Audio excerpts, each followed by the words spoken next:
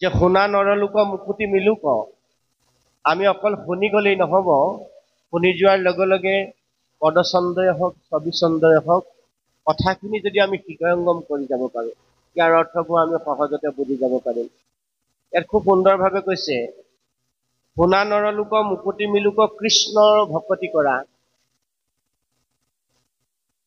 সেই কলিযুগৰ ভাৰতবৰ্ষত জন্মগ্ৰহণ কৰা নৰ মনুষ্য তোমালোকৰ মুক্তি হবৰ নিমিত্তে জীৱৰ সংসাৰ হাত হাৰিবৰ নিমিত্তে একমাত্ৰ আশ্ৰয়স্থলী হল ভগৱান কৃষ্ণ দৈৱকী নন্দন কৃষ্ণ যিজনক ভাগৱতৰ প্ৰথম কলমতে প্ৰথম পাততে মহেশ্বৰ বুলি কোৱা হৈছে আমি মহেশ্বৰ বুলি কৈ দিওঁতে ত্ৰিশূলধাৰী শিৱৰ কথা বুজি পাওঁ সেইজনৰ কথা ইয়াত কোৱা হোৱা নাই যিজন এখন দুখন ব্ৰহ্মাণ্ডৰ নহয় অনন্ত কোটি ব্ৰহ্মাণ্ডৰ অধিকাৰী যিজনৰ আজ্ঞাত সৃষ্টিকৰ ব্ৰহ্মা সংহাৰকাৰী অৰ্থাৎ ত্ৰিশূলধাৰী শিৱ আৰু পালনহাৰ হৰি নিৰন্তৰ এই সৃষ্টিত কাম কৰি আছে সেইজন মহেশ্বৰৰ কথা ইয়াত কোৱা সেইজন মহেশ্বৰ অজয় জয় কৃষ্ণ কৃপা ময় মহেশ্বৰ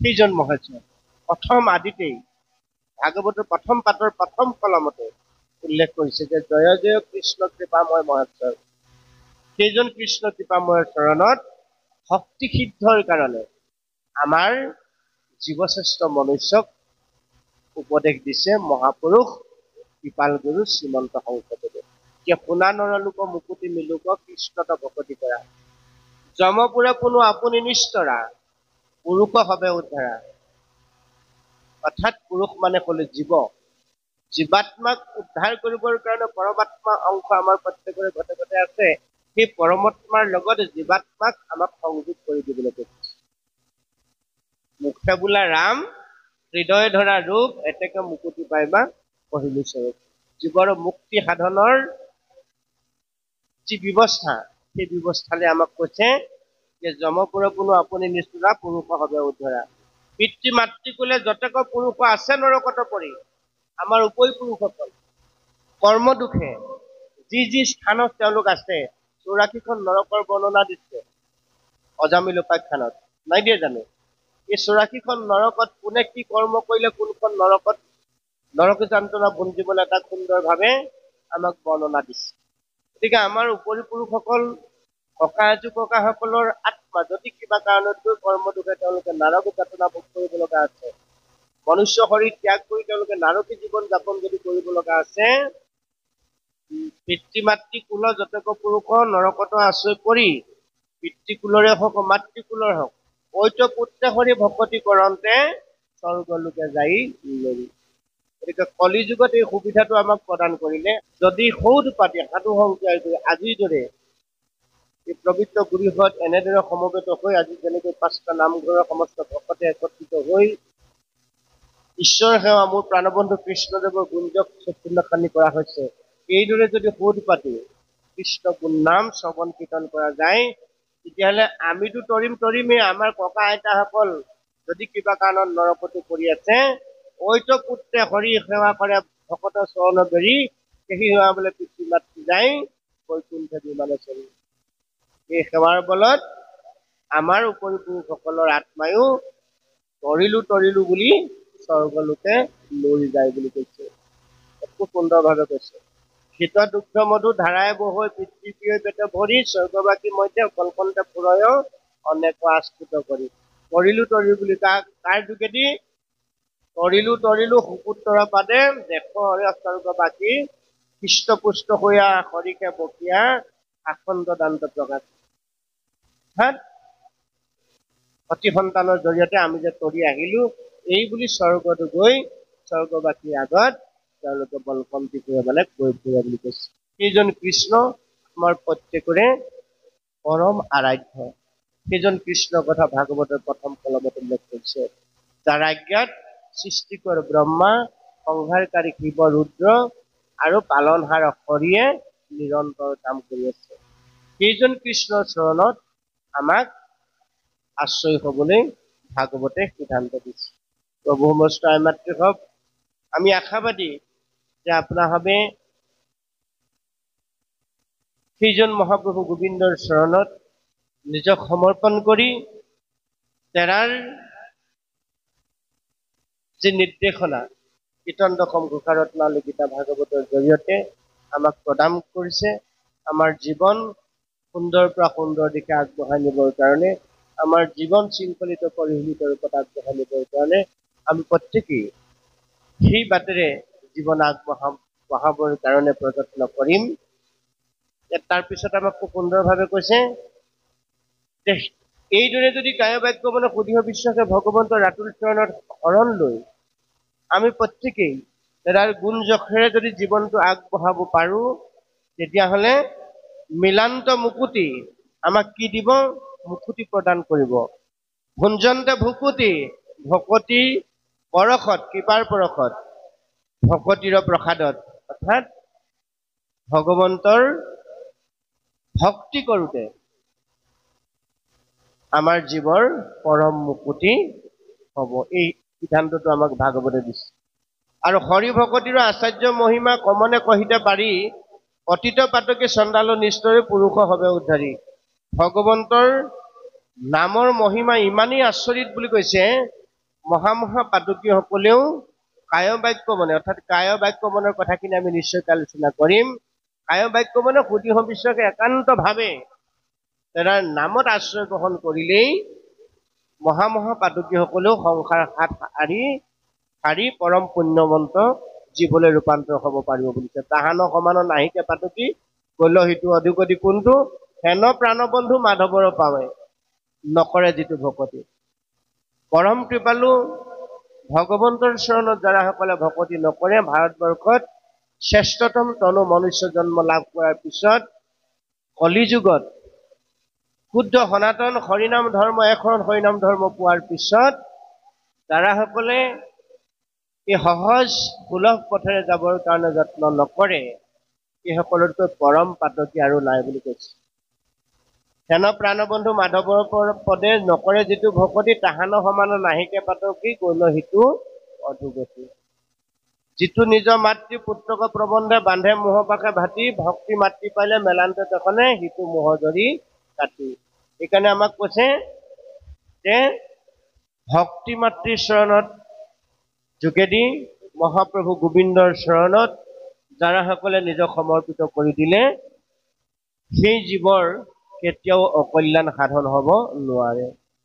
আৰু সেইজন কৃষ্ণৰ চৰণত ভক্তিপূৰ্ণ মনৰ গৰাকী হ'বৰ কাৰণে, ভক্তিপূৰ্ণ হৃদয়ৰ গৰাকী হ'বৰ কাৰণে আমাক খুব সুন্দৰভাৱে কেনেকৈ তেওঁৰ চৰণত প্ৰাৰ্থনা জনাব লাগে ইয়াত পদত কৈছে যে নমো নমো হৰিপদ পংকজ যুগল, যাক জ্ঞানীগণে চিন্তে হৃদয় কমল, যিটো জগতৰে অন্তৰ্যামী ব্ৰহ্মময়, দেখো বিদ্যমানে কিনো ভৈলো ভাগ্যোদয়, সৃষ্টি স্থিতি জগতৰ কৰিয়া আপোনে, নোচোৱে তথাপি তাৰ একো দুখ গুণে, এতেকে জগতে চিন্তে তোমাৰ চৰণ, প্ৰণামো পৰম মহেশ্বৰ নাৰায়ণ।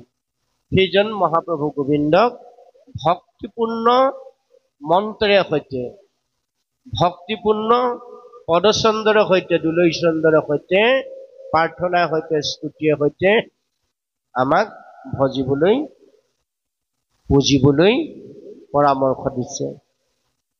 আৰু তেওঁক পুজিলে ভজিলে কেনেকৈ জীৱৰ ক্ৰমোন্নতি হয়, এই কথাখিনি তেওঁ প্ৰিয় ভক্ত উদ্ধৱ মহামহন্তৰ আগত একাদশ স্কন্ধত ক'ব। সেইজন কৃষ্ণৰ কথা শুনি ভক্ত ভগৱন্তৰ কথোপকথনৰ জৰিয়তে আমাৰ জীৱন আমি ধন্য নিশ্চিতভাৱে কৰিব পাৰিম। সেই স্থানলৈ আমি আগবাঢ়ি যাম। তেওঁ নিজৰ প্ৰিয় ভাৰ্যা লক্ষ্মীতকৈও, নিজৰ দেহটোতকৈও ভকতক বেছি ভাল পায়।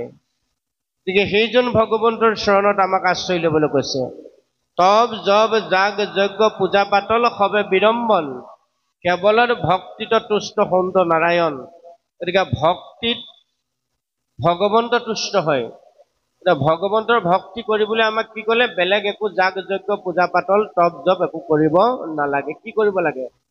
নলাগে ভক্তিত দেৱ দ্বিজ ঋষি শুইবে, নলাগে সম্ভিত শাস্ত্ৰ বিষ্ট ৰজানিবে,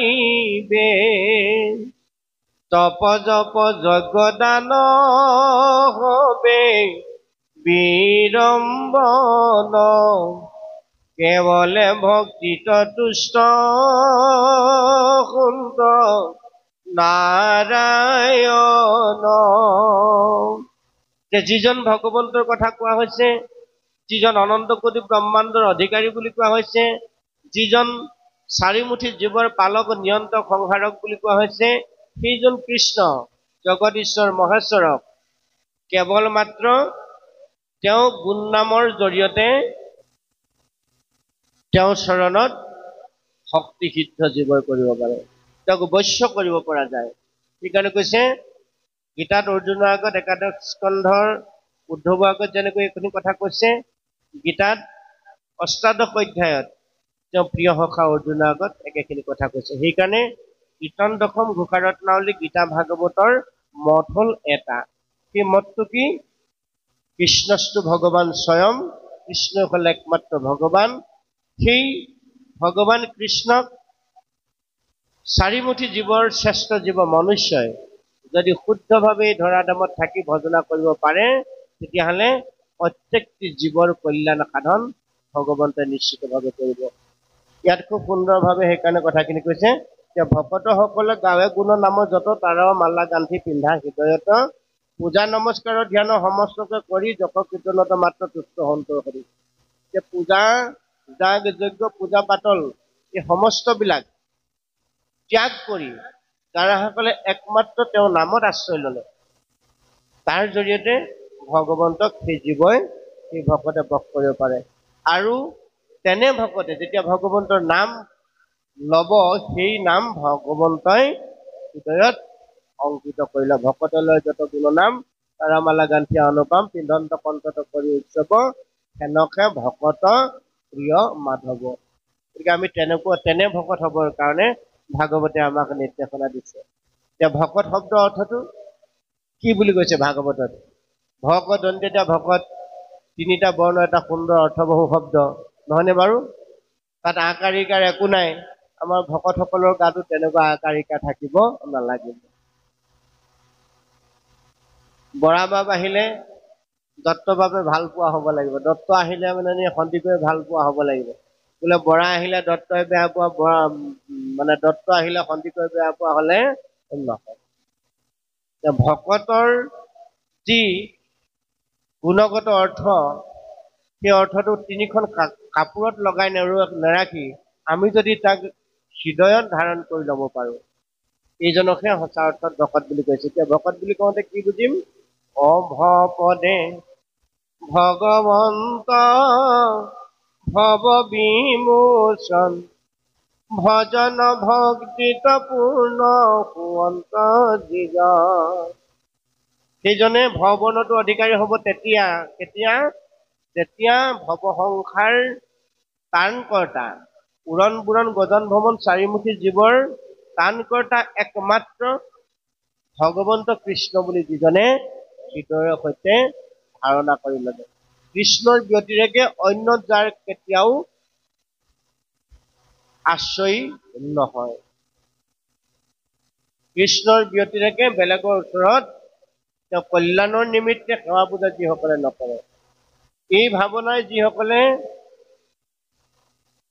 নিজক ভগৱন্তৰ চৰণত সমৰ্পণ কৰিবৰ কাৰণে প্ৰস্তুত কৰিলে, এইজনে ভৱবৰ্ণটো অধিকাৰী হ'ল বুলি কৈছে। ভৱপদে ভগৱন্ত ভৱ বিমোচন। আৰু সেইজনক কেনেকৈ সন্তুষ্ট কৰিব পাৰি?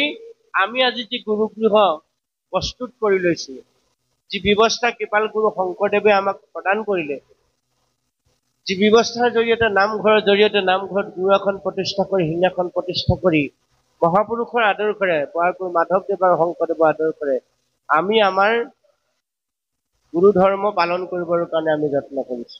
এইদৰে ভজন ভক্তিৰ জৰিয়তে তেওঁক আমি তেওঁ নামেৰে পূজা কৰিবলৈ আৰম্ভ কৰিছে, তেওঁক ভকতৰ শাৰীলে লাহেকে উত্তীৰ্ণ হৈছে। খ বৰ্ণতো তেওঁ অধিকাৰী হ'ল। দ্বিতীয় বৰ্ণটো কৈছে ক পদে কৃষ্ণ ভজি পবিত্ৰ পৰম আত্মা কমানন্দ কৃষ্ণ সমস্ত দেহ। তেওঁ তেতিয়া দ্বিতীয় বৰ্ণটো অধিকাৰী হ'ব। ভ পাতত ক পদে কৃষ্ণ। কৃষ্ণ শব্দটো নামটো লোৱাৰ লগে লগে, ৰাম বুলি কোৱাৰ লগে লগে, হৰি বুলি কোৱাৰ লগে লগে মন প্ৰাণ আনন্দৰে পৰিপূৰ্ণ হ'ব লাগিব। যি কৃষ্ণ বুলি কোৱাৰ পিছত, ৰাম বুলি কোৱাৰ পিছত, হৰি বুলি কোৱাৰ পিছত তনুমান যাৰ ৰোমাঞ্চিত নহয়, তেওঁ ভকতৰ হ'বগৈ নোৱাৰে। তেওঁ পৰম বিৰক্ত ভকতৰ শাৰীলৈ যাব নোৱাৰে। ৰাম কৃষ্ণ হৰি ভগৱন্তৰ দুগুটি অক্ষৰ নাম উচ্চাৰণ কৰাৰ লগে লগে আমাৰ তনু মন ৰোমাঞ্চিত হ'ব লাগে। পদে কৃষ্ণ ভজি পবিত্ৰ পৰম আৰু আত্মাক আনন্দ কৃষ্ণ সমস্ত দেশম। যে আমি বৰা বাপৰ দেশতো, কলিতা বাপৰ দেশতো, দত্ত বাপৰ দেশতো, সন্দিকৈ বাপৰ দেশতো কি দেখিব লাগিব? সেই একেজন কৃষ্ণকে আমি দেখিব লাগিব। পদে কৃষ্ণ ভজি পবিত্ৰ পৰম আত্মাক আনন্দ কৃষ্ণ সমস্ততে হম। দ্বিতীয় বৰ্ণটো হ'ল ক। তেওঁ তেতিয়া সেই বৰ্ণটোৰ অধিকাৰী হ'ব। ক পিছত ক। তৃতীয় বৰ্ণটো ক'লে ত পদে তৰণৰ উপায় হৰণ হৃদয় পদ্মত ধৰে কৃষ্ণৰ চৰণ। সেইটো ভকত। ভকত দন্তীয়া ত বৰ্ণটো ক'লে শেষৰ বৰ্ণটোৱে ত পদে তৰণৰ উপায় হৰণ। ইয়াত যে আমাক হৰণৰ কথা ক'লে, মনোৰম মনোৰম মূল শৌক ধূমকেতু পখিলো হৰণে আবে আমি মুখ্য হেতু। এই যে হৰণৰ কথাটো ক'লে, ভকতসকলে ভগৱন্তৰ চৰণত তেনেদৰে যদি শৰণ লৈছে, সেই শৰণৰ জৰিয়তে মহাপ্ৰভু গোবিন্দ মহাবৈকুণ্ঠ ত্যাগ কৰি, যোগীৰ হৃদয় ত্যাগ কৰি আপোনাৰ মোৰ এই শ্ৰৱণ কীৰ্তন অনুষ্ঠান উপভোগ কৰি থাকে। গীতাত কৈছে অষ্টাদশ অধ্যায়ত যে আঠে বেঠে যাওঁ মই চাপু সন্নিহিত দেখিয়া তাহাক মই সৌ আনন্দিত। মহাবৈকুণ্ঠ ত্যাগ কৰি, যোগীৰ হৃদয় ত্যাগ কৰি ইতিমধ্যে আজিৰ এই বংশী গোপাল গুৰুগৃহত মহাপ্ৰভু গোবিন্দ বিৰাজমান হৈ আছে। আৰু তেনেদৰে এই গুণ বিশিষ্ট, এই গুণেৰে উদ্বুদ্ধ হৈ যদি আমি ভগৱন্তৰ নাম ল'ব পাৰো, নিশ্চয়কৈ আমাৰ জীৱনো ভগৱন্তই শৃংখলিত কৰিব। আপুনি মই ভাবিব নালাগে আমাৰ দাঁত সৰিলে, চুলি পকিলে, বৃদ্ধকাল পালোহি, আমি জানো এতিয়া তৰিব পাৰিম? গোটেই জীৱনটো আমি নকৰিবলগীয়া কৰ্মখিনি কৰি আহিলো, শেষৰ সময়ত আমি জানো তৰি যাব পাৰিম? ভগৱন্তই কৈছে যে কায় বাক্য মানে সুদীহ বিশ্বকে একান্ত ভাৱে যদি জীৱই সৌদ পাতি সাধু সংগ ত্যাগ কৰি মোক গুঞ্জক লয়, এক ক্ষণ মাত্ৰ সাধুৰ সংগ হুৱে নাও ভৱতৰিবাৰ। এক ক্ষণৰ যোগেদিও সেই জীৱই মোৰ পৰম গোলোকধাম লাভ কৰিবলৈ সক্ষম হয়। যদিহে এই আমি কোৱাৰ দৰে কায় বাক্য মন সুদীহ বিশ্বক একান্ত ভাৱেৰে আমি ভগৱন্তক ভজনা কৰিব পাৰো। ভগৱন্তই কৈছে সেইজন ভক্তৰ ওচৰলৈ মহাবৈকুণ্ঠ ত্যাগ কৰি, যোগীৰ হৃদয় ত্যাগ কৰি সেই ভকতৰ লগত মই থাকিম। তাৰ আগত কৈছে দেৱৰ্ষি নাৰদৰ আগত কৈছে, হে নাৰদ নাহং তিষ্ঠামি বৈকুণ্ঠে, তুমি বৈকুণ্ঠলৈ আহি থাকিলেও মোক বৈকুণ্ঠত নাপাবা। মই মহাভকতৰ পাছে পাছে ঘূৰি ফুৰো। কোন অকল মহাভকত? যিসকলৰ আমি যে ভকতৰ সংজ্ঞাটো আলোচনা কৰিলো, তেনে গুণ বিশিষ্ট যাৰাসকল জীৱ, এইসকলে হ'ল ভগৱন্তৰ একান্ত ভকত। তপদে তৰণৰ উপায় শৰণ ল'ব লাগে বুলি, একান্ত শৰণ ভগৱন্তৰ চৰণত ল'ব লাগে বুলি যিসকলে জানিলে, তপদে তৰণৰ উপায় শৰণ, আৰু প্ৰত্যেকৰে ঘতে ঘতে মোৰ হৃদয়ত যিজন আছে, সেইজন যে প্ৰত্যেকৰে হৃদয়ত আছে, এই ভাৱেৰে জগতত যিজনে প্ৰৱৰ্তি ফুৰিলে, কোনো জীৱৰ প্ৰতি হিংসা দেশ ভাৱ মনত নাৰাখি সমস্তৰ প্ৰতি সমভাৱ ৰাখি জীৱনটো শৃংখলিত ৰূপত আগবঢ়াবলৈ যত্ন কৰিলে, এইসকলে হ'ল মোৰ প্ৰিয় ভকত। এইসকলক এৰি মই বৈকুণ্ঠত থাকিব নোৱাৰো। দেৱৰ্ষি নাৰদ নাহং তিষ্ঠামি বৈকুণ্ঠে যোগীনাং হৃদয় নশ্ৰ, যোগীৰ হৃদয়তো মই নাথাকো। মদ ভক্তা, মোৰ ভক্তই, মোৰ ভকতসকলে যত্ৰ য'ত, মদ ভক্তা যত্ৰ গায়ন্তী, য'ত গায় সৌদ পাতি মোৰ নাম লয়, তত্ৰ তিষ্ঠামি নাৰদ, মই নাৰদ তাত থাকো। নাৰদত বিষ্ণু আচন্ত কৈ বৈকুণ্ঠত মই নাথাকো ৰৈ। হে নাৰদ, মই মহাবৈকুণ্ঠত নাথাকো, যোগী হৃদয়তো মই নাথাকো। যোগীৰো হীৰায়ে দিহ মুদায়, থাকো ভকতৰ কীৰ্তন চাই। মই মহাভকতৰ কীৰ্তন শুনি পৰম আনন্দে সেই স্থানত উপবিষ্ট হৈ থাকে। গতিকে সেইকাৰণে আমাৰ পাঠকসকলে যেতিয়া পাঠৰ আসনত উপবিষ্ট হ'ব, খুব ভক্তিপূৰ্ণভাৱে গুৰুৰ মন্ত্ৰ ধ্যান কৰি সেই আসনত উপবিষ্ট হৈ খুব শ্ৰদ্ধা আৰু ভক্তিৰ সৈতে ভাগৱতী হওক, কীৰ্তনেই হওক, গীতাই হওক, নাম ঘোষাই হওক, তাত কি আছে? ভগৱন্তৰ নাম আছে। গতিকে সেই নাম নিজে লৈ আনক লোৱাৰ যি ব্যৱস্থা, সেই ব্যৱস্থালৈ আগবঢ়াই লৈ যাবলৈ যত্ন কৰিব লাগে।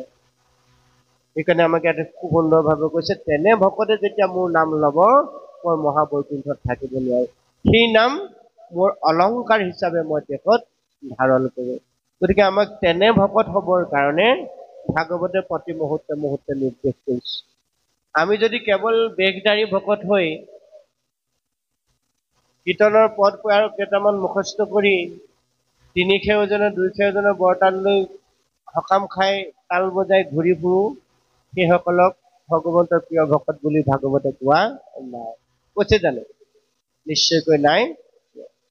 ভগৱন্তৰ প্ৰিয় ভকত হোৱাৰ যি ব্যৱস্থা আমাক ভাগৱতে দিছে, আমি সেই বাটেৰে বাট বুলিবৰ কাৰণে যত্ন কৰিব লাগিব। যতেক জীৱৰ মানে পুৰুষ অধম, সবাৰো ঈশ্বৰ তুমি পুৰুষ উত্তম। এতেকে পখিলো হবে তোমাতে শৰণ, অগতিৰ গতি প্ৰভু কৰিও চৰণ। তোমাৰ চৰণৰ পদ অৰবিন্দৰ বাদে আমাৰ যে কল্যাণ নহয়, এই কথাটো আমি হৃদয়ংগম কৰিছো, বুজিছো। গতিকে হে প্ৰভু, তোমাৰ ৰাতুল চৰণত আমি কায় বাক্য মনে সুধিব বিশ্বাসে শৰণে পকিছো। আমাৰ এই পাপমতী জীৱবিলাকক তুমি তোমাৰ চৰণৰ জৰিয়তে আমাৰ পাপ নাশ কৰি পৰম গতি আমাক প্ৰদান কৰা। এই বুলি জীৱই ভগৱন্তৰ চৰণত শৰণে পকিছে। গতিকে আমাকো এতিয়া তেনেদৰে শৰণ ল'বলৈ কৈছে। আমি শৰণ এতিয়া ভগৱন্তৰ চৰণত কেনেদৰে ল'ম, এই কথাখিনি নিশ্চয়কৈ আমি একাদশ স্কন্ধত উত্তম সংবাদত খুব সুন্দৰভাৱে পাম। হে প্ৰভু, তুমি হলা অনন্ত কোটি ব্ৰহ্মাণ্ডৰ অধিকাৰী, সমস্ত জীৱৰ পালক আৰু নিয়ন্ত্ৰক। মায়াত আবদ্ধ জীৱই তোমাক পাহৰি নকৰিবলগীয়া কৰ্মখিনি সংসাৰত কৰি আছে, যাৰ কাৰণে তেওঁলোকৰ জীৱনৰ যি ইচ্ছিত ফল, সেই ফলৰ পৰা তেওঁলোক বঞ্চিত হৈছে।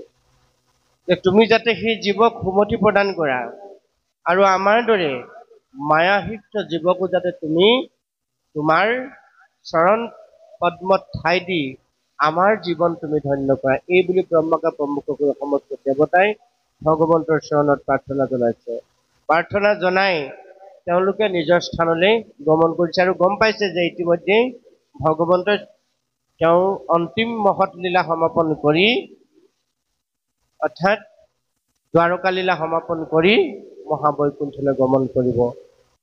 সেইকাৰণে তেওঁলোকে আহি ভগৱন্তক বৈকুণ্ঠ প্ৰাপ্তিৰ পাক্ষণত সমস্ত দেৱগণে প্ৰাৰ্থনা জনাইছে। আন হবে মিছা তুমি সত্য ভগৱন্ত, তোমাকে জানি মহা মহন্তে সেৱন্ত। তজু পাদুদক গংগা জলে কৰি স্নান, তজু কথা অমৃত কৰন্ত কৰ্ণে প্ৰাণ। ৰাহি তাহি জগন্নাথ আমি ভলো ভিত্ৰ, এই বুলি তোমাৰ আমি ভিত্তৰ ভিত্তৰ কিংকৰ হলো, সাধিলা সকলে কিংকৰৰ যত কৃত্য।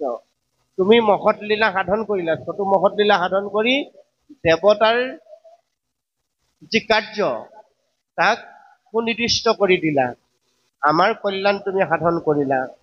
এই বুলি প্ৰণামীয়া কৃষ্ণৰ চৰণে ব্ৰহ্মা আদি দেৱগণে দুনাই লৰিল গগনে। ব্ৰহ্মাকে প্ৰমুখ কৰি সমস্ত দেৱতাই নিজ নিজ স্থানলৈ ভগৱন্তক প্ৰাৰ্থনা জনাই স্তুতি কৰি গমন কৰিছে। গতিকে ব্ৰহ্মাকে আদি কৰি, শিৱকে আদি কৰি যিমান জীৱ আছে, আমাক নামঘোষাত বোৱাৰপুৰ মাধৱদেৱে খুব সুন্দৰভাৱে কৈছে, অ ব্ৰহ্মাই আদি কৰি জীৱ জগত ৰাম ৰাম ৰাম ৰাম ৰাম, মায়া সজ্জা মাজে আশ্ৰয় ঘুমতি যাই তুমি হে চৈতন্য সনাতন ৰাম ৰাম ৰাম ৰাম ৰাম আমি অচেতন নিয়োগ নাথ জগাই ব্ৰহ্মাকে প্ৰমুখ কৰি সমস্ত দেৱগণ আছে ক'ত মায়াত আবদ্ধ হৈ মনুষ্যলৈকে ইতৰ প্ৰাণীলৈকে আমি সমস্ত আছো মায়াত আবদ্ধ হৈ গতিকে মায়াত আবদ্ধ হৈ থকা জীৱই জীৱক কেনেকৈ তৰাব পাৰিব সেইকাৰণে আমাৰ মায়াতীত প্ৰভু ভগৱন্ত নিৰ্গুণ নিৰাকাৰ অনাদি ঈশ্বৰৰ চৰণত আমাক আশ্ৰয় ল'বলৈ কৈছে আমাক তৰাই নিব পৰা একমাত্ৰ পৰম উপাস্য গৰাকী হ'ল ভগৱান কৃষ্ণ গতিকে সেই কৃষ্ণৰ চৰণতহে আমাৰ আশ্ৰয় হ'ব লাগিব ভগৱন্তক খাটিলেহে আমাৰ কল্যাণ সাধন হ'ব এইবোৰ উদাহৰণ সাক্ষাৎ ব্ৰহ্মাই আমাক দেখুৱাই থৈ গৈছে সেইকাৰণে কৈছে ব্ৰহ্মা আদি কৰি জীৱ যত ৰাম ৰাম ৰাম মায়া সজ্জা মাজে আশ্ৰয় ঘুমতি যায় গতিকে আমি হলো কলিৰ মলমতি মনুষ্য আমি মায়াতে আবদ্ধ হৈ আছো গতিকে আমি মায়াৰ পৰা পৰিত্ৰাণ পাবৰ পৰা যি ব্যৱস্থা আমাক কৃপাল গুৰু কোৱাৰ মাধৱদেৱ আৰু কৃপাল গুৰু শংকৰদেৱে আমাক দিলে সৰ্বশাস্ত্ৰ সাৰ মঠি সেই পথেৰে আমি বাট বুলিবৰ কাৰণে যত্ন কৰিব লাগিব সেই পথেৰে বাট বুলিবলৈ হ'লে তুমি অলপ আগতে আলোচনা কৰা কায় বাক্য মনৰ ধৰ্ম আমি অতি সততাৰে নিষ্ঠাৰে পালন কৰিবলৈ যত্ন কৰিব লাগিব এতিয়া এই কথাখিনিকে সাক্ষাৎ পৰমাত্মা ভগৱন্তই জীৱাত্মাৰূপী উদ্ধৱৰ আগত অৰ্থাৎ জীৱাত্মা আৰু পৰমাত্মাৰ কথোপকথন হ'ল একাদশ স্কন্ধ উদ্ধৱ কৃষ্ণ সংবাদ সেই সংবাদলৈ আমি লাহে লাহে গৈ আছো জীৱ আৰু শিৱইনো কি আলোচনা কৰিছে এই কথাখিনি নিশ্চয়কৈ আমি তাত পাম আৰু সেইখিনি যেতিয়া আমি প্ৰৱেশ কৰিম তেতিয়াহে আমি প্ৰকৃত আচল ৰসখিনি লাভ কৰিম যে কি হওক আমি পুনৰ অকণমান পাঠৰ মাজলৈ আগবাঢ়িছো আকাশত থাকি ব্ৰহ্মা প্ৰণামী দুনাই বিনাৱন্ত কাৰ্য কৃষ্ণ চৰণ কচাই পৃথিৱীৰ ভাৰ সংহৰিলায় বিকলে দেৱ কাৰ্য লাগৈ মানে সাধিলা সকলে ধৰ্ম কথা পিলাকৃতি কৰিলা বিস্তাৰ যাক শুনি শুৱলোকে সংসাৰ নিস্তাৰ আচৰিলা জগতৰ হিত তুমি কে তোমাৰ চৰিত্ৰ যশ ৰল দপুদিকে ইয়াত খুব সুন্দৰভাৱে কৈছে দেৱতা ব্ৰহ্মা সৃষ্টি কৰে আকাশতো থাকি ব্ৰহ্মা প্ৰণামী দুনাই বিনাৱন্ত কাৰ্য কৃষ্ণ চৰণকে চাই হে প্ৰভু তুমি এনে দেৱ কাৰ্য সাধন কৰিলা মহৎ কাৰ্য সাধন কৰিলা পৃথিৱীৰ ভাৰ সংহাৰ কৰি দেৱ কাৰ্য সাধন কৰি সমস্ত জীৱৰ তুমি কল্যাণ কৰিলা ধৰ্ম স্থাপন কৰিলা যুগ যুগান্তৰ কাৰণে গীতাত যেনেকৈ অৰ্জুনক কৈছে যদা যদা হি ধৰ্মস্য গ্লানি ভৱতি ভাৰত অভ্যুত্থানম অধৰ্মস্য তদাত্মানম সৃজাম্যহম পৰিত্ৰায়ণং সাধুনাং বৃণস্যায় দুষ্কৃতাম যে সাধুসকলক পৰিত্ৰাণৰ নিমিত্তে দুষ্টসকলক দমন কৰি নিধন কৰাৰ নিমিত্তে আৰু ধৰাধামত শান্তি ধৰ্ম প্ৰতিষ্ঠাৰ নিমিত্তে তেওঁ পূৰ্বৰ যি সনাতন শুদ্ধ ধৰ্ম সেই শুদ্ধ ধৰ্ম যুগ যুগান্তৰ জীৱৰ মাজত প্ৰচাৰৰ প্ৰসাৰৰ নিমিত্তে এই মহৎ কাৰ্য তেওঁ আচৰণ কৰিলে প্ৰৱৰ্তন কৰিলে যাক শুনি শুৱলোক অহংকাৰ নিষ্ঠাৰ ধৰ্ম কথাবিলাক গীতি কৰিলা বিস্তাৰ আচৰিলা জগতৰ হিত তুমি ইকে তোমাৰ চৈত্য যশ ৰৈল দপুদিকে তোমাৰ গুণ যশ জগতৰ লোকৰ কল্যাণতে প্ৰবাহিত তাৰপিছত কৈছে ইটো অৱতাৰৰ চৰিত্ৰ বিতু বন কলি যুগে কেতন সেহিষে মহন্তে সুখে তৰিবে সংসাৰ কৰিবে কোটি কোটি পুৰুষ উদ্ধাৰ কলিযুগত ভাৰতবৰ্ষত যিসকলে মনুষ্য জন্ম লাভ কৰিলে এই সকলোতকৈ পুণ্যৱান জীৱ আৰু সংসাৰত কোনো নাই। ধন্য ধন্য কলিকাল, ধন্য নৰ তনু ভাল, ধন্য ধন্য ভাৰত বৰিক। ভাৰতবৰ্ষত অৰ্থাৎ পৃথিৱীত ঘূৰ কলিযুগত যিসকলে মনুষ্য জন্ম লাভ কৰিলে এই সকলোতকৈ পুণ্যৱান জীৱ নাই। আমি 4 সংযোগ হৈছে ইয়াত। কলিকাল সংযোগ হৈছে, ধন্য ধন্য কলিকাল, আৰু সংযোগ হৈছে 84 লক্ষ জনী বাগৰি বাগৰি বাগৰি বাগৰি আহি আমি শেষত মনুষ্য জন্ম পাইছো, আটাইতকৈ শ্ৰেষ্ঠতম তনু মানুহৰ তনু। তাৰপিছত আমাক দিলে কি ভগৱন্তৰ নাম, হয়নে বাৰু? কলিযুগত ভাৰতবৰ্ষত মনুষ্য জন্ম পাইছো, তাতে ভাৰতবৰ্ষ পৃথিৱীত 4 সংযোগটো, শেষৰ সংযোগটো হ'ল ভগৱন্তৰ নাম।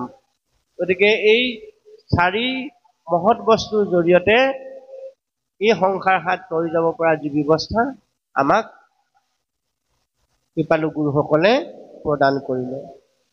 কৰৈ কলিযুগ ইটো শ্ৰৱণ কীৰ্তন, ইটো অৱতাৰৰ চৰিত্ৰ বিতোপন, সেহিকে মহন্ত সুখে তৰিবে সংসাৰ, কৰিবেক কোটি কোটি পুৰুষ উদ্ধাৰ। নিজে তৰিবই কোটি কোটি পুৰুষ কলিত তেওঁলোকে উদ্ধাৰ কৰিব, যদিহে এনেদৰে সোধ পাতি ভগৱন্তৰ নাম আমি কায় বাক্য মনে ল'ব পাৰো। কায় বাক্য মনে কেনেকৈ ল'ব লাগিব এই কথাখিনি আমি নিশ্চয় অলপ পিছত আলোচনা কৰিম। যদু বংশে অৱতৰি আছা দামোদৰ, 25 অধিক গৈল শতেক বছৰ, কুলকো নাখিলা প্ৰভু দিয়া ব্ৰহ্ম শাপ, আমাৰ থান কয়াবে আখিও গবাপ।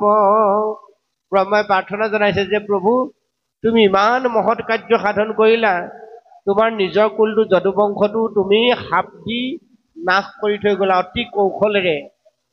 25 অধিক গৈল শতেক বৎসৰ, কুলকো নাখিলা প্ৰভু দিয়া ব্ৰহ্ম সাপ, আমাৰো থানক আখে আবে আখিও কবাপ। তুমি যাবৰ সময়ত আমাৰ ব্ৰহ্মলোকত পদাৰ্পণ কৰি যাবাহে বাপ, এইবুলি ভগৱন্তক সৃষ্টিকৰ ব্ৰহ্মাদেৱে কৈছে।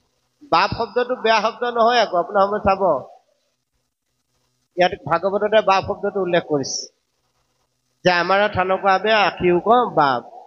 বাপ শব্দটো ভাগৱতত বহু ঠাইত উল্লেখ কৰা হৈছে।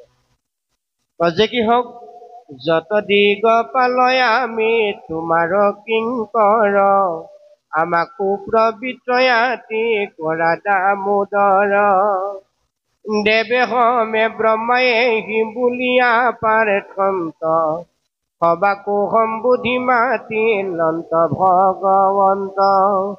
ব্ৰহ্মাকে প্ৰমুখ কৰি যেতিয়া দেৱতাসকলে এইদৰে অতি কাৰুণিকভাৱে ভগৱন্তক প্ৰাৰ্থনা জনালে, তেতিয়া ভগৱন্ত প্ৰভুৱে সবাকো সম্বোধি তেওঁ লাহেকৈ মাত মাতিছে। সেই ব্ৰহ্মা শুনিও গ বচন আমাৰ, দুইটো সংহাৰিলা পৃথিৱীৰ মহাভাৰ, যাওঁ যে বেইটো যদু কুল নহংসৰি, আৰভৰে দুনাই তল যাইবে বসুন্ধৰি। হে ব্ৰহ্মা সৃষ্টিকৰ, মই যদি বাকী সমস্ত কৰি থৈ মোৰ অন্তিমটো লীলা, যিটো লীলা যদি মই আধৰুৱা কৰি থৈ যাওঁ, মহৎ লীলাৰ ভিতৰত অন্তিমটো লীলাই হ'ল দ্বাৰকা লীলা। অৰ্থাৎ এই দ্বাৰকা লীলাৰ জৰিয়তে মোৰ কুলটো মই শেষ কৰিব লাগিব, যিটো কুলত অনন্ত কোটি ব্ৰহ্মাণ্ডৰ অধিকাৰী মহাহৰি হিচাপে মই অৱতাৰ গ্ৰহণ কৰাৰ পিছতো মোৰ বংশতে মোক চিনি নাপালে, উপলব্ধি কৰিব নোৱাৰিলে। মই যে অনন্ত কোটি ব্ৰহ্মাণ্ডৰ অধিকাৰী, মই কাল, এই কথাটো তেওঁলোকে উপলব্ধি কৰিব নোৱাৰিলে।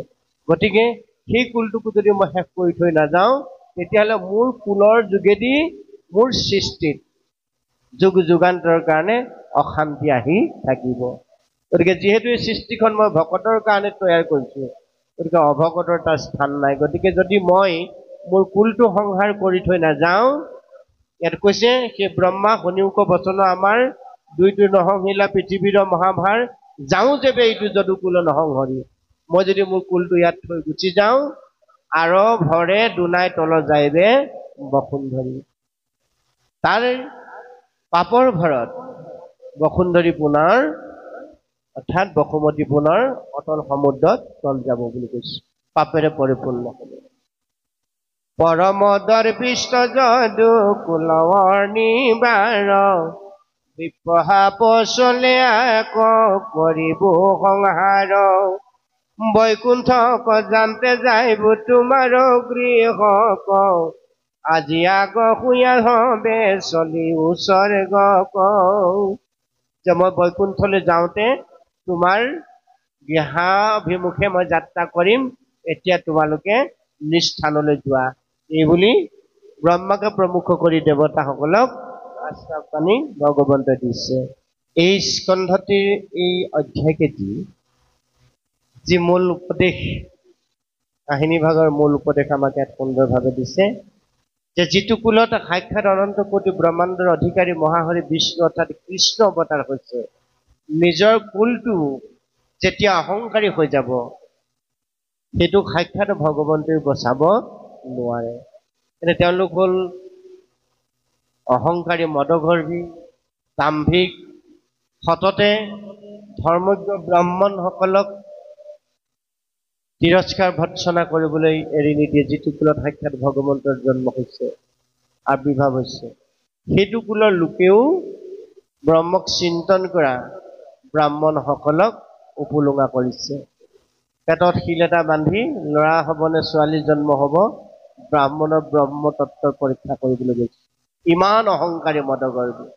এতিয়া ভগৱন্তই জানিলে যে যিটো কুলত মই অৱতাৰ ধাৰণ কৰিলো, অনন্ত কোটি ব্ৰহ্মাণ্ডৰ অধিকাৰী বুলি মোক পৰম একান্ত ভক্তসকলে কায়বাক্য মানে যুগ যুগান্তৰ সাধনা কৰি মোৰ চৰণ পাবৰ কাৰণে যিসকলে প্ৰযত্ন কৰিলে, মোৰ লগত একেলগে খেলা ধূলা কৰি ডাঙৰ দীঘল হোৱাসকলেও মোক সেইটো উপলব্ধি কৰিব নোৱাৰিলে। গতিকে এই কুলটোক মই ৰাখি থৈ গ'লে জগতৰ কি সাধন নহ'ব, কল্যাণে হ'ব।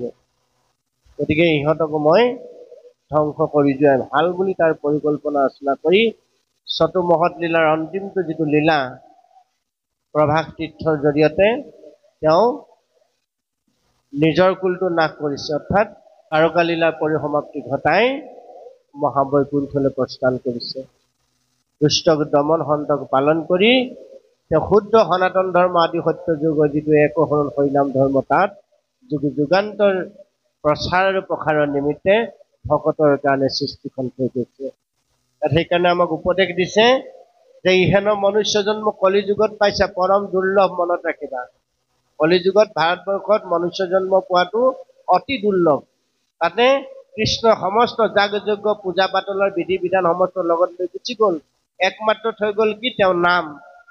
কৃষ্ণৰ লগতে সমস্ত গুচি গ'লা, একস্থান শুয়া হৰি নাম মাত্ৰ ৰ'লা। এতেকে নামতে সমস্ত পুণ্য পায়। সেইকাৰণে কলিত আটাইতকৈ শ্ৰেষ্ঠ ধৰ্মভাগী হ'ল নাম ধৰ্ম। সেই নাম ধৰ্ম কেনেকৈ কৰিবলৈ আমাক বিধান দিলে? শ্ৰৱণ কীৰ্তনৰ জৰিয়তে। ঈশ্বৰ চৰণত তেওঁ গুণ নাম শ্ৰৱণ কীৰ্তন কৰিলেই আমাৰ পৰম ভক্তি হ'ব। সেই ভক্তিৰ জৰিয়তে ভগৱন্তৰ পৰম কৃপা লাভ কৰি পৰম ধাম বৈকুণ্ঠ আমি লাভ কৰিবলৈ সক্ষম হ'ম। অতি সহজ আৰু সুলভ ব্যৱস্থাটো আমাক দি থৈ গ'ল। সেইকাৰণে কৈছে ইহেন মনুষ্য জন্ম যাই আলে জালে। কেৱল মাত্ৰ যদি ভোগবাদ আৰু বস্তুবাদত আসক্ত হৈ জীৱনটোত নিত্য পাৰ কৰিবলৈ যত্ন কৰিছা, তেতিয়াহ'লে আহিল কণা গ'ল কণা খাগৰি কাটিল তিনি কণা একো সিদ্ধি নহ'ব। শ্ৰেষ্ঠতম মনুষ্য জন্ম পোৱাৰ কোনো সাৰ্থকতা নহ'ব। ইতৰ প্ৰাণী আৰু আমাৰ মাজত কোনো পাৰ্থক্য নাথাকিব। সেইকাৰণে কৈছে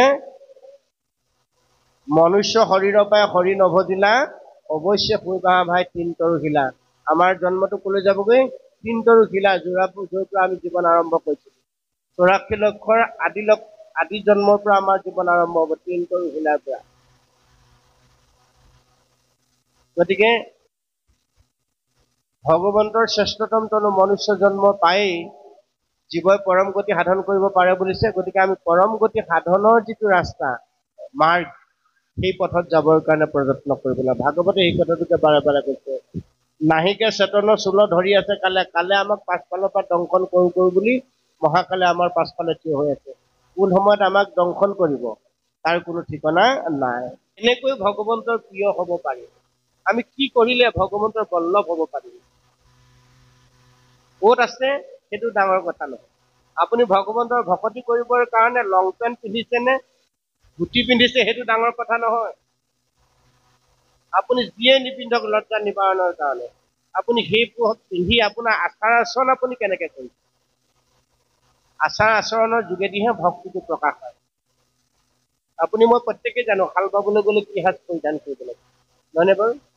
নামঘৰলৈ গ'লে কি সাজ পৰিধান কৰিব লাগিব, ভক্তি আধ্যাত্মিক অনুষ্ঠানলৈ গ'লে আপুনি মই কেনেকৈ যাব লাগিব, সেই নীতি সদাচাৰ পালন কৰি যদি আমি জীৱন যাপন কৰো, সেই কৰ্মৰ যোগেদি সেই আচৰণৰ যোগেদিয়ে ভগৱন্তৰ ভক্তি আমাৰ সিদ্ধ হ'ব। সেইকাৰণে আমাক ক'লে যে নলাগে ভক্তিত দেৱদ্বিজ ঋষি হৈবে, নলাগে সম্ভিত শাস্ত্ৰ বিস্তৰ জানিবে। এইবিলাক জনাৰ বুজাৰ কোনো প্ৰয়োজন নাই। কি কৰিব লাগে? তপ জপ যাগ যজ্ঞ সবে বিড়ম্বন। কেৱল ভক্তিত তুষ্ট সন্ত নাৰায়ণ। একমাত্ৰ ভগৱন্ত সন্তুষ্ট কৰাৰ উপায়টো হ'ল জীৱৰ ভগৱন্তৰ চৰণত কৰা ভক্তি। এতিয়া ভক্তি কি? ভক্তিৰ মাহাত্য কি? ভক্তি কেনেকৈ সিদ্ধ কৰিব পৰা যায়? আচলতে ভকতি কি? এই কথাটোকে এতিয়া আমাক উদ্ধৱে দেখুৱাই দিব ভগৱন্তৰ চৰণত। অজাৱে জীৱ আছে নতুন মিলিবে মৰণ, সত্তৰে কৃষ্ণৰ পাৱে পখিও হৰণ। কৃষ্ণ বিনে নাহি আন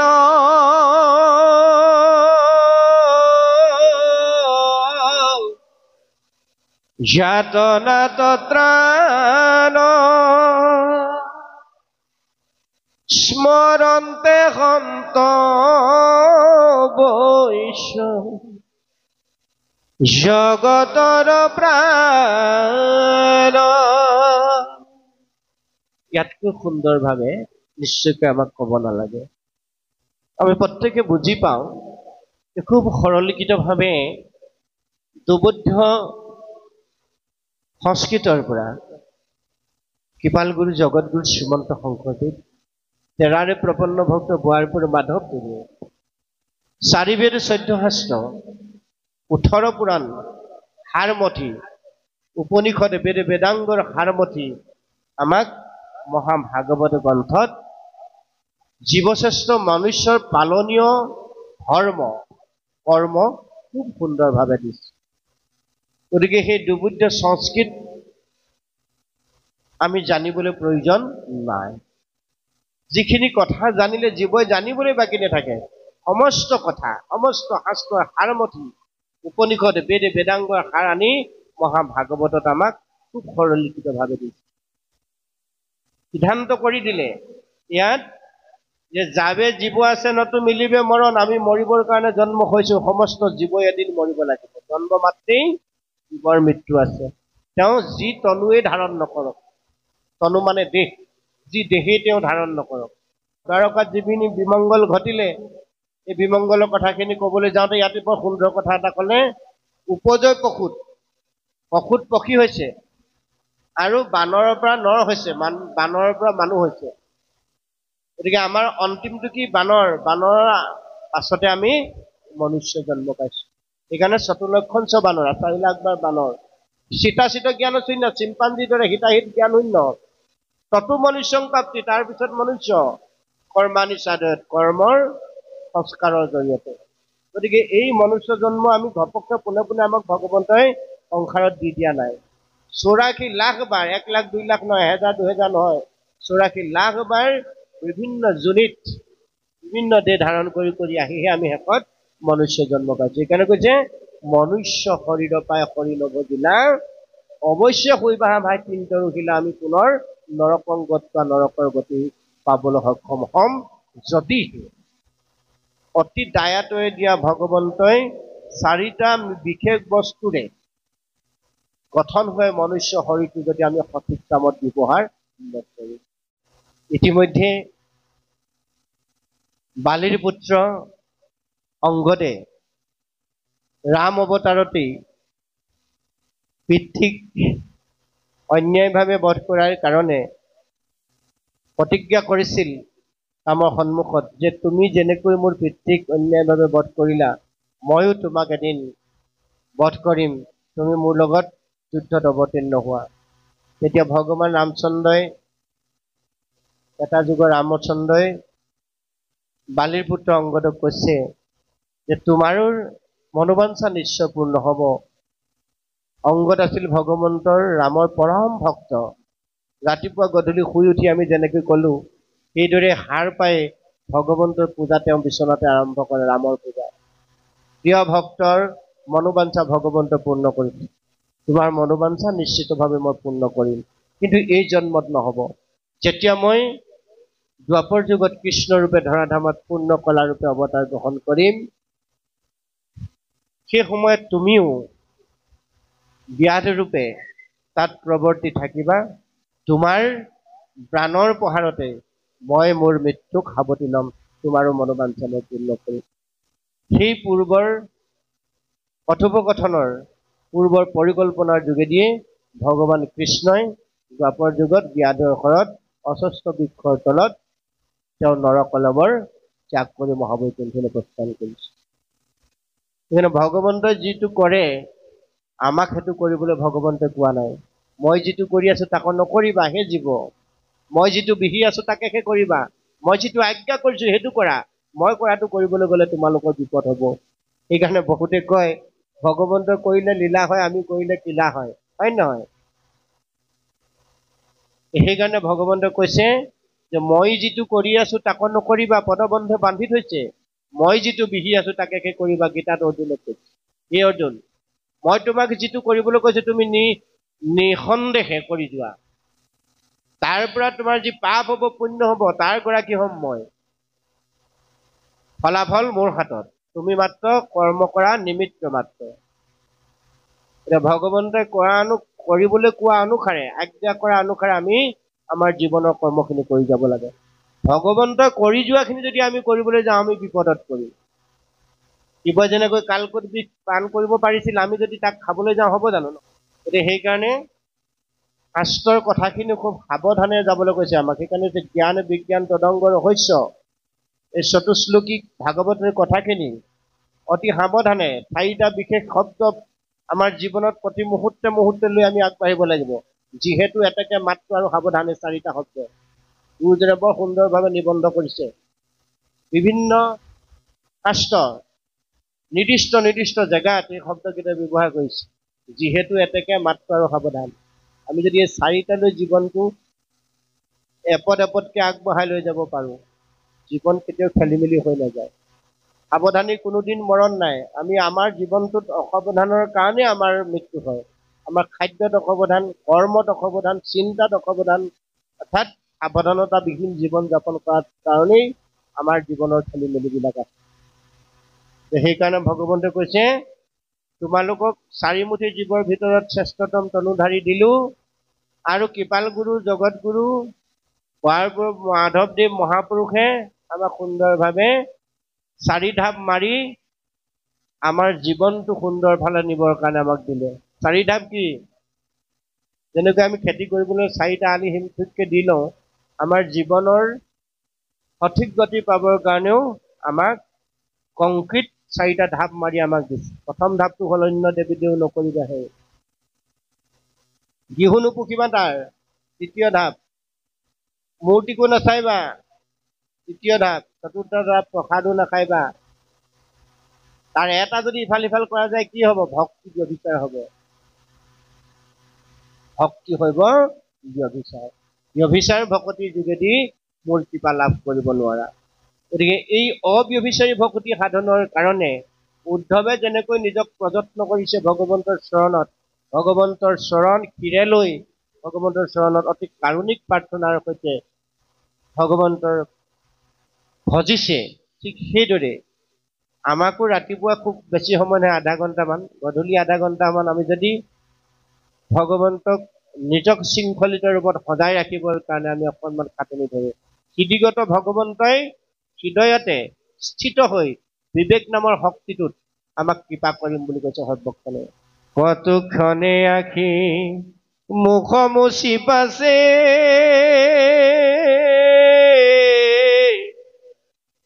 উঠিলা নমায়া মাথ কৰি কৃতাঞ্জলি বুলিবে লাগিলা ভোকে গদ গদ মাত। ভক্তিৰ মাহাত্ম্যটো চাওক, কিমান হৃদয়ৰ সৈতে ভাল পালে এনেকুৱা বাক্য ওলাব পাৰে মুখে। তোমাৰ চৰণ নেদেখি ক্ষণে কো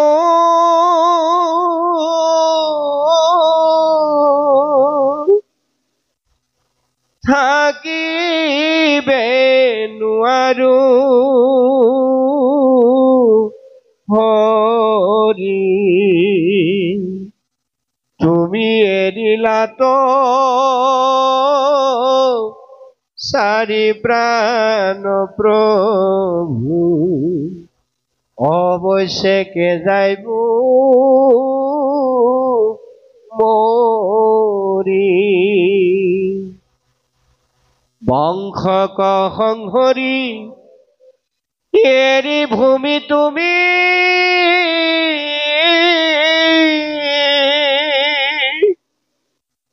যাইবা জানিলো আমি, ঋষি সাপ বাপ ব্যৰ্থ নকৰিলা, যিহেতু জগত স্বামী। তুমি এখন দুখন নহয়, অনন্ত কোটি ব্ৰহ্মাণ্ডৰ জগতৰ স্বামী গতি হৈ পতি হৈ তুমি সাধাৰণ ঋষি সাপটো ব্যৰ্থ নকৰিলা। কিমান ভকত বৎসল তুমি প্ৰভু, ভকতৰ কৃপাৰ্থেই তুমি ঋষি সাপকো তুচ্ছ কৰি ললা। গোবিন্দ গোবিন্দ গোবিন্দ গোবিন্দ গোবিন্দ ৰাম মুৰাৰী, অনন্ত কোটি ব্ৰহ্মাণ্ডৰ অধিকাৰী মহাহৰি প্ৰভু, তুমি তোমাৰ চৰণতে আমি আশ্ৰয় হৈছো। উদ্ধৱে অতি কাৰুণিকভাৱে ভগৱন্তক প্ৰাৰ্থনা জনাইছে যে হে প্ৰভু, তুমি যদি মোক এৰি থৈ যোৱা, মই কেনেকৈ কাৰ লগত মোৰ পৰৱৰ্তী জীৱন যাপন কৰিম? তোমাকে মই তপ, তোমাকে পুণ্য, তোমাকে জীৱনৰ ব্ৰত হিচাপে মই অহনিকে ধাৰণ কৰোঁ। তুমি যদি মোক এৰি থৈ যোৱা, মোৰ কি অৱস্থা হ'ব? তুমি এবাৰলৈ কিয় নাভাবিলা? এই বুলি অতি কাৰুণিকভাৱে অতি বিনয়ৰ সৈতে ভগৱন্তৰ ৰাতুল চৰণ দুধাৰি চকুলৈ উদ্ধৱে কান্দি কান্দি তিয়াই দিছে। ভকতৰ সপ্ৰেম ভক্তি ভগৱন্তৰ প্ৰতি। গতিকে উদ্ধৱে যেনেকৈ ভগৱন্তৰ চৰণত সপ্ৰেম ভক্তি কৰিছিল, আমিও এই কলি মলমতি মনুষ্যই সেই ভগৱন্তক চতুৰ্ভুজ ৰূপে শংখচক্ৰ গদা পদ্মধাৰী প্ৰাণবন্ধুক আমি সাক্ষাৎ নাপাওঁ। আমি কাক পাম? ভকতৰূপী ভগৱন্তৰ প্ৰিয় ভগৱন্তৰূপী ভকতক, ভগৱন্তৰ প্ৰিয় ভক্তক আমি সাক্ষাৎ কলিযুগত পাম। ভকতেই হৰি অৱতাৰ বুলি কৈছে। গতিকে ভকতজনক দেখিলে আমাৰ তনুমন ৰোমাঞ্চিত হ'ব লাগিব। আমি ভকতজনক দেখিলে যদি নাক মুখ কোচ খাই যায় নহ'ব প্ৰভুসকল। তেনেকুৱা ভকতিৰ যোগেদি আমি ভগৱন্তৰ কৃপা যিমানেই ভাগৱত পাঠ কৰি নাথাকো লাগিলে লাভ নহ'ব। সেইকাৰণে ভগৱন্তৰ ৰূপটো ভকতত দেখিবলৈ কৈছে। ভকতেকে মোৰ হৃদি জানিবা নিশ্চয়। ভকত জনৰজনা আমি সে হৃদয়, মই বিনা ভকতে নিশ্চিন্তে কিছু আন, ভকতত পৰে মই নজানো আন। পৰম পৰমাৰ্থিক কথাখিনি উদ্ধৱৰ আগত যাবৰ সময়ত এতিয়া কৈ থৈ যাব, যিটো আমাৰ জীৱনৰ কাৰণে বৰ প্ৰয়োজনীয় কথা। ভাগৱতে সেই শিক্ষাবিলাক আমাক দিছে। কাৰ ঘৰত গৈ কাৰ লগত খাবা, কাক সমাজৰ পৰা এৰি ৰাখিবা, এইবোৰ কথা আমাক ভাগৱতত দিয়া নাই। কোন আহিলে নাযাবা, কাৰ লগত নচলিবা, এইবোৰ কথা আমাক দিয়া নাই। এইখিনিৰ পৰা উদ্ধত চিন্তা কৰিব পৰা জীৱই হ'ল মনুষ্য। সেইকাৰণে মনুষ্য শৰীৰটো সিটো উদ্ধগামী বুলি কৈছে। মনুষ্যই এই কথা বতৰাবিলাকৰ উদ্ধত চিন্তা কৰিব লাগিব। গতিকে আমি মানুহে মানুহৰ মাজত যদি হিংসা হিংসি ভাৱটো থাকে, তেতিয়াহ'লে আমি এখন ভাগৱত নহয়, দুখন ভাগৱত নহয়, হাজাৰখন ভাগৱত লাইন কৰি পঢ়ি থাকিলেও কামত নাহিব। উদ্ধৱে সেই কথাখিনিয়ে সৈতে ভগৱন্তক প্ৰাৰ্থনা জনাইছে। তাৰপিছত ভগৱন্তই উদ্ধৱকনো কি ক'বগৈ এই কথাখিনি আমি পাম। ভগৱন্তৰ চৰণত কি বুলি প্ৰাৰ্থনা জনাইছে, আমিও তদ্ৰূপ ভগৱন্তক প্ৰাৰ্থনা জনাব লাগিব যে হে প্ৰভু, তোমাৰ চৰণ পদাৰবিন্দৰ বাদে মোৰ আৰু বেলেগ উপাস্য তত্ত্ব নাই। তুমি তপপূৰ্ণ, তুমি বিনে শূন্য,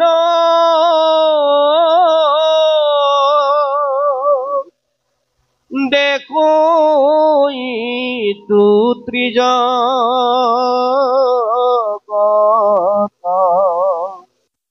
কাপুণ্য ককৰো চৰণত ধৰো, নিয়োক মুকল গত, তোমাৰ চৰণ পংকজ পুজিবে,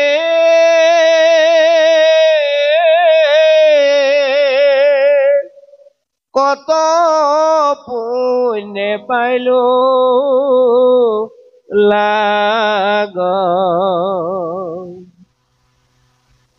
বাপ জগন্নাথ নকৰা অনাথ, ভকতক তুমি ত্যাগ। কৃষ্ণ কিমান বিনয়ৰ সৈতে, কিমান ভক্তিৰ সৈতে হৃদয়ৰ নিভৃত কোণৰ ভক্তি অঞ্জলিয়ে ভগৱন্তক প্ৰাৰ্থনা কৰিছে চাওকচোন। আমাক খুব সুন্দৰ সুন্দৰ প্ৰাৰ্থনা বৰাপুৰ মাধৱদেৱে নামঘোষাত দি থৈছে যে মই দুৰাচাৰ কেৱলে তোমাৰ অপৰাধী নাৰায়ণ। আমি তাক কেৱল মাত্ৰ মুখস্থ কৰি গাব লাগে কাৰণে গালে নহব, হৃদয়ৰ সৈতে কথাবোৰ অনুভৱ কৰিব লাগে। এই উদ্ধৱ কৃষ্ণ সংবাদৰ কথাবোৰ এইবোৰ হ'ল অনুভৱ শক্তিৰ কথা। সেইকাৰণে নামঘোষাত বৰ সুন্দৰ সুন্দৰ কথা কেইটামান দিছে, নিন্দা, আত্মনিন্দা, নাথনা, অনুনাথনা, নহয়নে বাৰু? গতিকে আমি হৃদয়ৰ নিভৃত কোণৰ পৰাই কথাবোৰ উপলব্ধি কৰিব লাগিব, অনুভৱ কৰিব লাগিব। যেতিয়া আমি গাব লাগে গাইছো, মুখস্থ কৰিব লাগে কাৰণে কৰিছো হলে নহব। খুব সুন্দৰভাৱে কৈছে যে তোমাক নেদেখি ৰাখি প্ৰাণপ্ৰভু কিমতে বৰ্তি কৈছো আমি। তোমাৰ লগত খাওঁতে, শুওঁতে, উঠোতে, বহুতে সকলো সময়তে মই একেলগে আছিলো।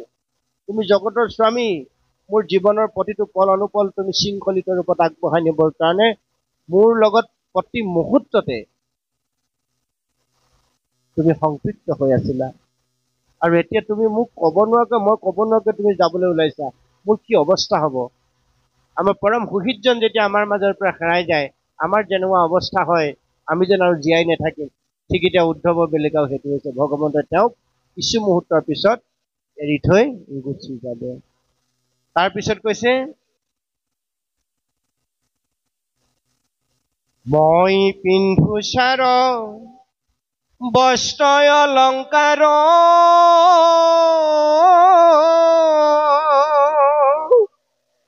তোমাৰ উচিষ্ট খায়া, দহাই আচুচিত কিনো বিপৰীত, তৰিবু দুষ্টৰ মায়া, আমি মহামূৰ্খ গৃহবাসী সুখে,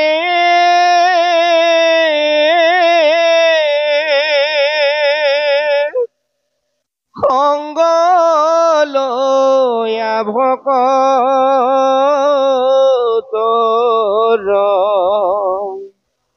তোমাৰ চৰিত্ৰ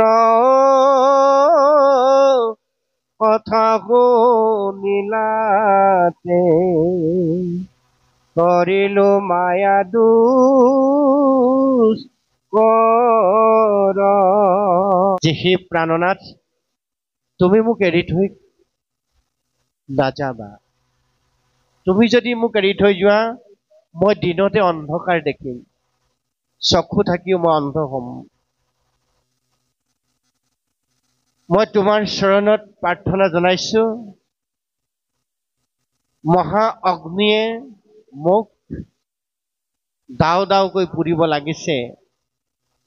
তোমাৰ বিয়োগ অগনিয়ে মোক কেনেকৈ পৰিছে তুমি হয়তো বুজিব নোৱাৰিবা। তোমাৰ চৰণ চিন্তা কৰি মই গোটেই জীৱন যেনেকৈ পাৰ কৰিছো, এই পৰৱৰ্তী জীৱনটো তোমাৰ ব্যতিৰেকে তোমাক এৰি মই কেনেকৈ পাৰ কৰিম, এই কথা ভাবি মই জীৱনতেই মৰাৰ দৰে হৈছো। এহি বুলি সন্ত উদ্ধৱ মহন্ত আতি প্ৰেম অনুৰাগে অনেক কাতৰ কৰিয়া কানন্ত পৰিয়া কৃষ্ণৰ আগে।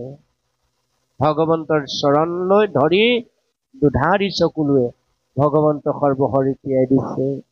কিমান কাৰুণিক ভাৱ, কিমান সপ্ৰেম ভক্তিযুক্ত হৃদয়ৰ ভাৱ। সেই সপ্ৰেমযুক্ত ভক্তি আমাৰ হৃদয়ত স্থায়ীভাৱে থাকিবলৈ হলে আমিও কায় বাক্য মনৰ ধৰ্ম সঠিকভাৱে পালন কৰিব লাগিব। নয়নৰ নীৰ ধাৰায়ে বহৈ শুকত আকুল ভাবি কত কাকুতি কৰিয়া কান্দন্ত ধৰিয়া কৃষ্ণৰ পাবি। ইহেন অৰুণ শৰণ দুখানি তেজি বুকুল হতে মাধৱ বান্ধৱ নৱধা সমুনি নিয়োগ মুকল গতে। গানৰ লোক মহন্তৰ হুক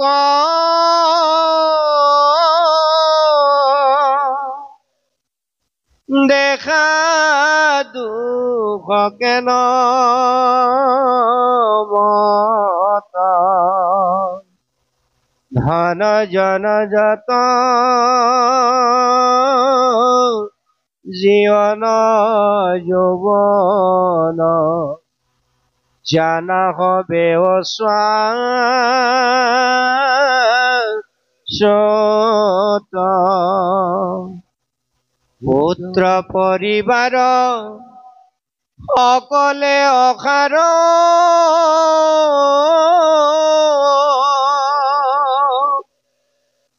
তাতে নাতে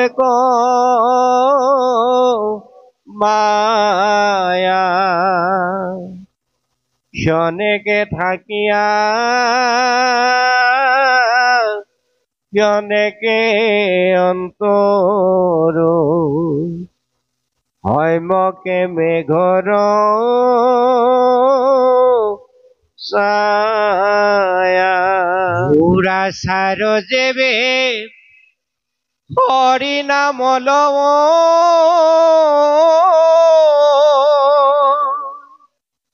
কিউ ধহু ইয়াতি কৃষ্ণ স্মরণে পুয়তে কোনে অন্ত্রযুত্রম আতি বিষয়র দুখে বাধিবে নুয়ারে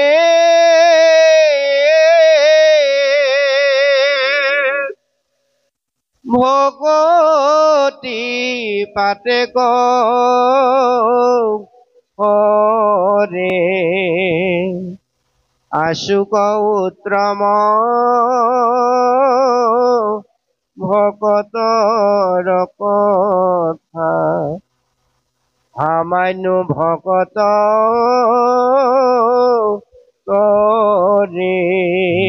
কৃষ্ণৰাম ভগৱন্তৰ চৰণত প্ৰিয় ভক্ত উদ্ধৱে অতি কাৰুণিকভাৱে প্ৰাৰ্থনা জনাইছে আৰু ভকতৰ এনে কাৰুণিক প্ৰাৰ্থনা শুনি ভগৱন্ত মহাপ্ৰভুৱে উদ্ধৱক প্ৰবোধ বাণী দিছে যে ভকতৰ দুখ দেখি ভগৱন্ত ভৈলন্ত নেত্ৰ সজ্জল অসন্তোষে কিছু চপৰাইল মাথা সংকোচ মুখ কমল। এই যে ভক্ত ভগৱন্তৰ পূৰ্ণ মিলনৰ যিটো অৱস্থা, সেই অৱস্থাত উদ্ধৱ কৃষ্ণৰ যিটো হৈছে, ভাগৱতে আমাক খুব সুন্দৰভাৱে কৈছে যে ভকতৰ কাৰুণিক বিননিত ভগৱন্তৰ হৃদয়ো ভাগি গৈছে। ভগৱন্ত ভকতৰ প্ৰাণ, অভক্তৰ কাৰণে কাল হ'ল ভগৱন্ত, ভক্তৰ কাৰণে প্ৰাণ। গতিকে ভক্তপ্ৰিয় ভগৱন্ত উদ্ধৱৰ দুখ দেখি ভগৱন্তৰো দুধাৰি চকুলো বাগৰি আহিছে আৰু আমাক উপদেশ দিছে শেষত খুব সুন্দৰভাৱে, হেৰা কলিৰ মলমতি লোকসকল, তোমালোকে এই কাহিনীটোৰ জৰিয়তে দেখা যে ভকত ভগৱন্তৰ বিচ্ছেদৰ মুহূৰ্তটো কেনেকুৱা হ'ব পাৰে। গতিকে আমি এই সংসাৰলৈ আহিলোঁ, কোন সময়ত আমি এই সংসাৰ ত্যাগ কৰি গুচি যাব লাগিব তাৰ কোনো নিশ্চয়তা নাই। আমি এই মুহূৰ্তত ভাগৱতৰ আসনত উপবিষ্ট হৈ আছোঁ। ভাগৱতৰ কথাখিনি আমি জ্ঞানৰ সীমাবদ্ধতাৰ যেনেকৈ অনুভৱ কৰোঁ, বুজোঁ, তাকে আপোনালোকৰ আগত দাঙি ধৰিছোঁ। হয়তো ইয়াৰ পৰা কিছু মুহূৰ্তৰ পাছত আমি ঘৰলৈ যাওঁতে হয়তো ঘৰ নাপাবলৈও আছে, নহয়নে বাৰু? জীৱন তেনেকুৱা চঞ্চল অস্থিৰ বুলি কৈছে। কোন সময়ত কাৰ ক'ত মৃত্যু আছে কোনেও নাজানে। গতিকে আমাৰ যাতে মৃত্যুটো অমৃতময় হয়, আমাৰ জীৱন ধৰাৰ যাতে সাৰ্থকতা হয়, তাৰ কাৰণে ভগৱন্তৰ ৰাতুল চৰণত প্ৰতি মুহূৰ্ততে বিবেকযুক্ত হৈ আমাৰ জীৱনটো আমি প্ৰতিটো পল অনুপল যদি আগবঢ়াবলৈ প্ৰযত্ন কৰোঁ, তেতিয়াহ'লে নিশ্চয়কৈ আমি যদি অল্পতে আমাৰ মৃত্যু হয়, তাতো ভগৱন্তই আমাক কৃপা কৰিম বুলি কৈছে। আমি পূৰ্ণ ভক্তি ভগৱন্তৰ চৰণত সাধন কৰিব নোৱাৰিলেও আধৰুৱা ভক্তি যদি আমাৰ হৈছে, তেনেকুৱাটো যদি আমাৰ মৃত্যু হৈছে, তেতিয়াহ'লে ভগৱন্তই সেই জীৱক হাত পাতি ধৰে। মনুষ্যক তিনিটা চান্স দিয়ে, মনুষ্যক তিনিটা চান্স দিয়ে বুলিছে মনুষ্য জন্মৰ কাৰণে, পৰম গতি সাধন কৰিবৰ কাৰণে। কিন্তু আমি ভাবিব লাগিব যে এই যে জন্মটো আমি পালোঁ, 84 লক্ষ জনী বাগৰি বাগৰি আহি মনুষ্য জন্ম, এইটোৱে কিজানি আমাৰ শেষ জন্মও হ'ব পাৰে। ইয়াৰ আগত চাগে আমি দুটা চান্স পালোঁ, হয়তো আৰু পাবলৈও আছে, নাজানো। কিন্তু আমি ভকতি কৰোঁতে জীৱন শৃংখলিত ৰূপত সজাবৰ কাৰণে, পৰিশীলিত ৰূপত আগবঢ়াবৰ কাৰণে এই জন্মটোৱে মনুষ্য জন্মৰ শেষ জন্ম বুলি আমি কৰ্ম কৰিব লাগিব। সেইকাৰণে বহুকালে জীয়াই থাকিম বুলি কৃষি কৰ্ম কৰিবলৈ কৈছে আৰু কালিলৈ মৰিম বুলি আমাক ভক্তি কৰিবলৈ কৈছে। মৃত্যুটো যে আমাৰ সন্মুখত লাগি আছে, তাৰ কাৰণে আমাৰ যাতে জীৱনটো উচ্ছৃংখল হ'ব নোৱাৰে, বিশৃংখল হ'ব নোৱাৰে, তাৰ কাৰণে প্ৰতিটো পল অনুপল আমি সাৱধানতাৰে আগবঢ়াব লাগে। এই মানসিকতাৰে, এই চিন্তাৰে আমি যদি নিজক সজাব পাৰোঁ, বেলেগকৈ ভাগৱত কীৰ্তন দশম ঘোষাৰত্নাৱলী পঢ়িব আমি নালাগে। ভগৱন্তই কোৱা নাই যে মাহ প্ৰসাদৰ শৰাই দি মোক পূজা কৰিলেহে মই সন্তুষ্ট হ'ম। আমি লাগি থাকোঁ, কেইখন শৰাই দিব লাগিব, কোনোবাই এখনীয়া দিয়ে, কোনোবাই দুখনীয়া, কোনোবাই 4খনীয়া শৰাই দিয়ে। তাতে আমাৰ ভকতৰ মাজত ভাগ ভাগ, এখন সমাজ গৈ 4খন 5খন হৈছে। গাঁওখনত পূৰ্বতে আছিলে এটা নামঘৰ, এতিয়া চুবুৰীয়া চুবুৰীয়া নামঘৰ হ'ল, হয়নে বাৰু? সন্দিকৈ এটা নামঘৰ, কলিতাৰ এটা নামঘৰ, দত্ত এটা নামঘৰ, গোহাঁই এটা নামঘৰ, আমাৰ গাঁৱতে এতিয়া ভাগ ভাগকে চুবুৰীয়া চুবুৰীয়া নামঘৰ হ'ল। আমাৰ মাজত সমাজ ভাঙি থান থান ভাণ্ডা হ'ল। ভাগৱতৰ প্ৰথম স্কন্ধতে উল্লেখ কৰিছে, দ্বিতীয় স্কন্ধত উল্লেখ কৰিছে এইখিনি কথা যে কিৰাত কছাৰী খাচী গাৰুবিৰি যৱন কংক গোৱাল অসম মুলুক ধোবা যে তুৰুক কুবাচ মূলেছ চাণ্ডাল আৰু নানা জাতি কৃষ্ণ সেৱকৰ সংগত পবিত্ৰ হয়। নহয়নে বাৰু? গুৰুজনে আজি 550-600 বছৰ আগতে কিৰাত কছাৰী খাচী গাৰুবিৰি সকলো জাতি জনগোষ্ঠীক লৈ বৰ অসমীয়া জাতি ভেটি গঠন কৰিছিলে। সেইজন গুৰুৱে দিয়া ধৰ্ম কৰ্মই আমি আমাৰ জীৱন যাপন কৰি আছোঁ আজি কুপতি। কিন্তু আমি বহুজনে এতিয়া গুৰুজনকে অৱমাননা কৰোঁ, গুৰুজনে কোৱা কথাবোৰ আমি নামানো। আমি গুৰুজনে কোৱা কথাবোৰকে নামানো, আমি ইজনে সিজনে আমাৰ নিজৰ ব্যক্তিগত স্বাৰ্থ সিদ্ধি হোৱাৰ কথাৰে আমি আমাৰ সমাজ পৰিচালনা কৰিবলৈ যত্ন কৰোঁ। তেনেকুৱা ভকতৰ কথা ভাগৱতে আমাক কেতিয়াও কোৱা নাই।